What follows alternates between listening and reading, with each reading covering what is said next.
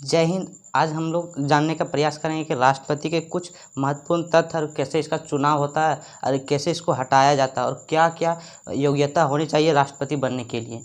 चलिए हम लोग स्टार्ट करते हैं राष्ट्रपति। तो कुछ पहले इसका महत्वपूर्ण तथ्य देख लेते हैं।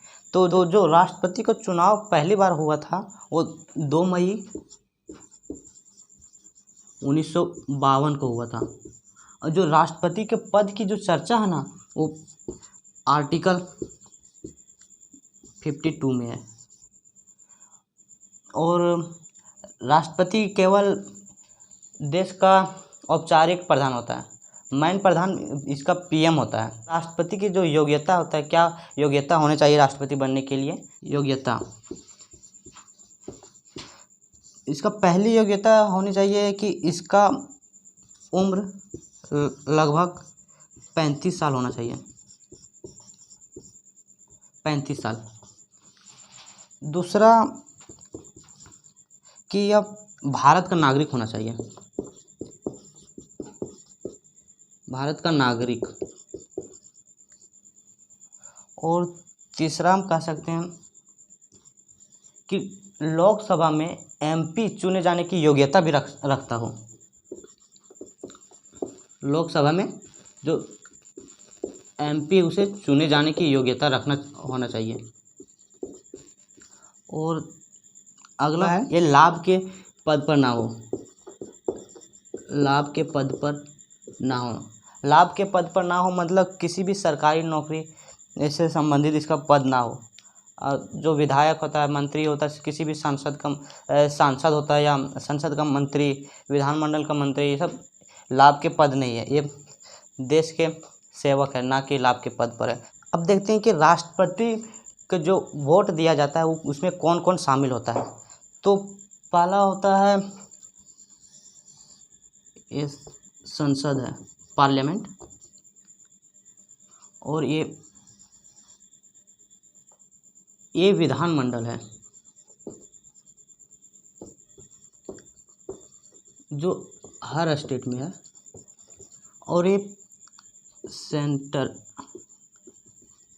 एक ही है। इसका संसद में 2 भाग होता है, ठीक है। तो पहला भाग को हम लोकसभा बोलेंगे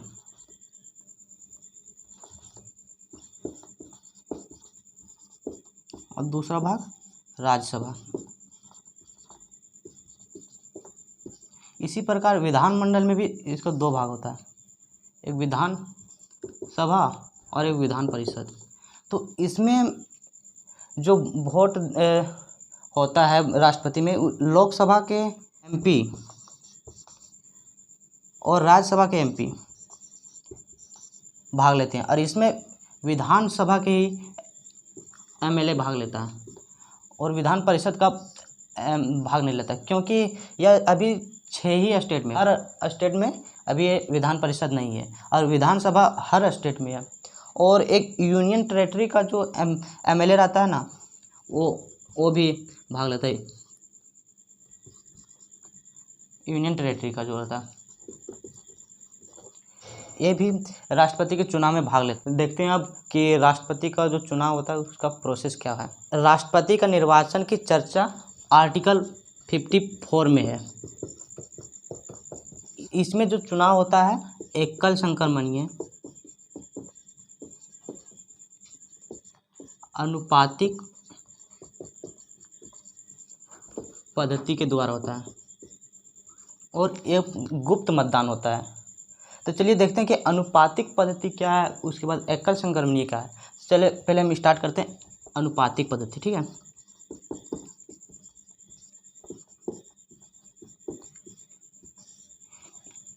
मान लीजिए इसमें 3 उम्मीदवार खड़ा हुए हैं जिसका नाम ए है, बी है, सी है। तो इसमें जो वोट डालता है ना, सबको एमपी एमएलए वो सभी को डालता है। तो सभी को कैसे डालता है, उसको वरीयता के हिसाब से डालता है। जैसे इसको हम दे दिए प्रायोरिटी 1, इसको 2, इसको 3। और बाकी जैसे एमपी एमएलए को चुनाव होगा, विधायक का होगा, तो उसमें हम एक ही वोट डालते हैं, लेकिन इसमें तीनों को वोट डालते हैं। कैसे देखिए, जैसे हम बी हमको अच्छा लगा, ठीक है, किसी एमपी को एमएलए को बी अच्छा लगा तो उसको पहले दे दिया वरीयता 1। उसके बाद सी को अच्छा लगा, उसको 2 दे दिया वरीयता। उसके बाद थर्ड 3। इसी तरह कोई दूसरा आया, उसको 1 दे दिया, इसको 2 दे दिया और सी को 3 दे दिया। अभी अगला को आया, इसको 1 दे दिया, इसको 3 दे दिया और इसको 2 दे दिया। अगला कोई आया तो इसको थर्ड मिल गया पर, और इसको 1 मिल गया और इसको 2 मिल गया। इसी तरह बहुत सारा होता है। तो चलिए हम इतने ही एग्जाम्पल में देखते हैं और हम लोग प्रथम चरण का गणना करते हैं। प्रथम चरण मतगणना गिनते हैं। सबसे पहले 1 किसको किसको रखा गया, तो 1 गिनते हैं। ए को 1 2 वोट मिला है वरीयता के हिसाब से। इसको कितना मिला, 1 2, इसको भी 2, इसको एक भी वरीयता, इसको फर्स्ट प्रायोरिटी नहीं दिया गया तो इसको निकल गया। अब दोनों तो वरीयता बराबर हो गया, इसमें भी 2 हो गया तो इसमें 2 हो गया। तो अब गिनेंगे सेकेंड वरीयता जो दिया है वो किसका किसका दिया, किसको किसको, ये तो ख़त्म हो गया पूरा तरह से, इसका वोट पूरा कैंसिल हो गया सी का। तो अब बी को देखेंगे, तो बी में देखेंगे बी को सेकेंड वरीयता कोई नहीं दिया है, ये प्रथम चरण हो गया। प्रथम चरण में कोई रिजल्ट नहीं आया तो इसके बाद द्वितीय चरण देखेंगे। द्वितीय चरण का मतगणना देखेंगे। सेकेंड प्रायोरिटी इसको कौन कौन दिया है, कोई नहीं दिया, तो इसको 0 हो गया और इसमें 1 कोई दिया है। सेकेंड वरीयता इसको 1 कोई दिया है, तो इस हिसाब से ये बी विजेता हो गया। ये हुआ अनुपातिक पद्धति। अब एकल संक्रमणीय में क्या होता है कि जो सी जैसे है, तो सी तो रिटायर हो गया प्रथम चरण में ही, ख़त्म हो गया, तो जितना इसका वोट मिला तो इसको दोनों में बांट दिया जाएगा, बाकी बचे उम्मीदवार में बांट दिया जाएगा कि जो बचा हुआ है, नहीं तो जो ख़त्म हो गया उसका तो कोई वैल्यू नहीं रहेगा, अब उसको निकालो।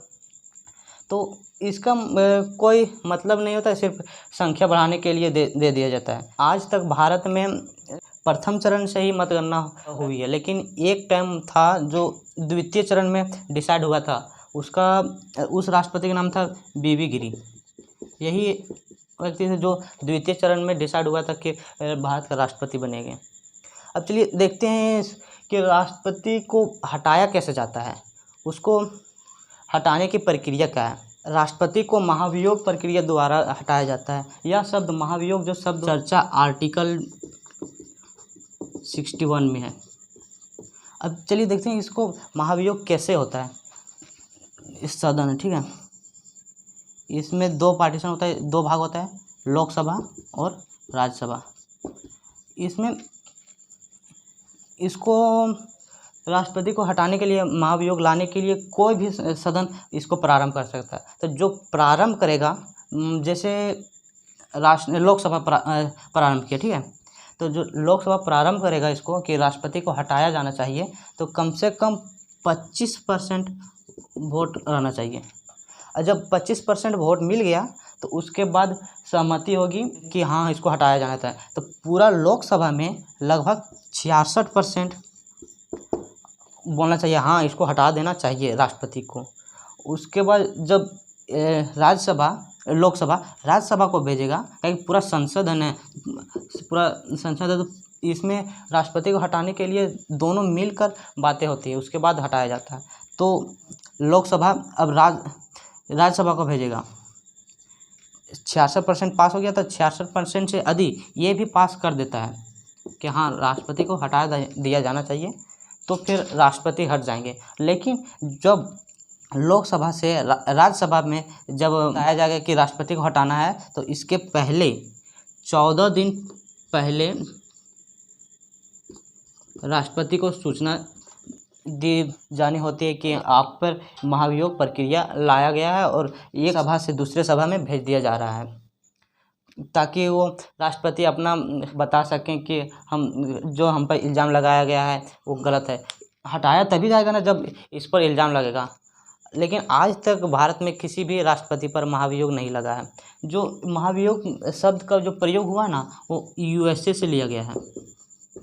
इसका शब्द यूएसए से लिया गया है। तो हम लोग देख लिए कि राष्ट्रपति का चुनाव कैसे होता है, इसमें शामिल कौन कौन होता है, फिर देखें कि इसका योग्यता क्या होना चाहिए, राष्ट्रपति को किस अनुच्छेद का तहत इसको हटा देना चाहिए। अब बाकी और भी राष्ट्रपति अपने आप में लगभग 2-3 घंटा का लेक्चर होता है कि राष्ट्रपति का वीटो पावर क्या होता है, इसका अध्यादेश क्या होता है, या इसका क्षमा करने की शक्ति किस अनुच्छेद में है। इसी तरह लगभग 2 से 3 घंटा का लेक्चर होता है। तो हम लोग किसी और क्लास में देखेंगे राष्ट्रपति के बारे में पूरा डिटेल से। फिर मिलते हैं नेक्स्ट क्लास में।